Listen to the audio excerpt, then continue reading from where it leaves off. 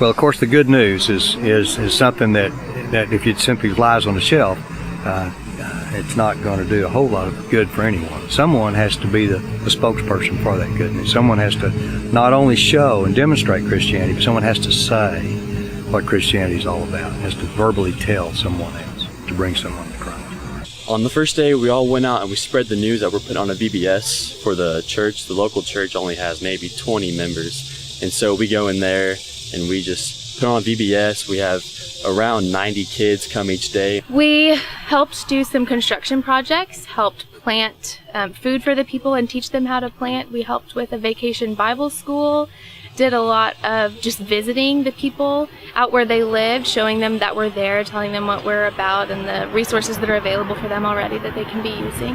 I think the biggest sharing of the gospel was the VBS.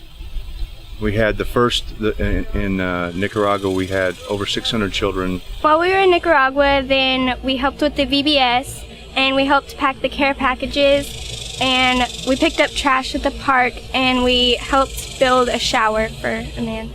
I guess one of the major things about the mission within a mission idea is the opportunity for people who are not baptized believers to be around a group of baptized believers that are not only doing good works, but also trying to support others who are baptized believers. Well, one of my friends, Chris Young, he hadn't been coming to our church very long. He got there and he decided he'd like to be baptized.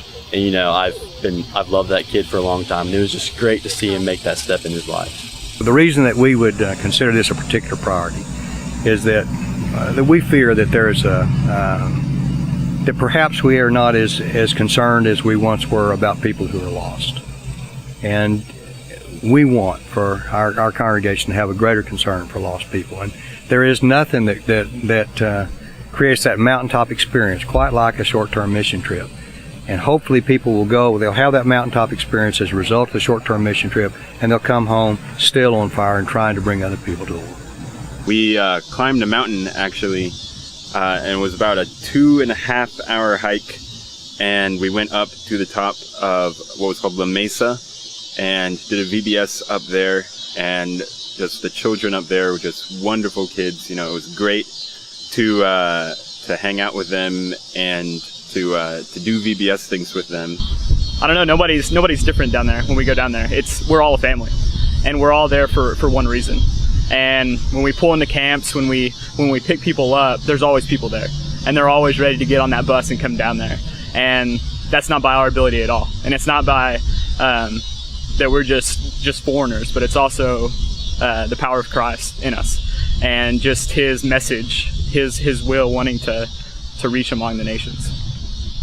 I don't know of anything that creates within our hearts a greater opportunity for the Spirit to be manifested than for us to go with other Christians into an area where we're trying to spread the gospel, where we're trying to work with a local congregation to do something to bolster that particular group.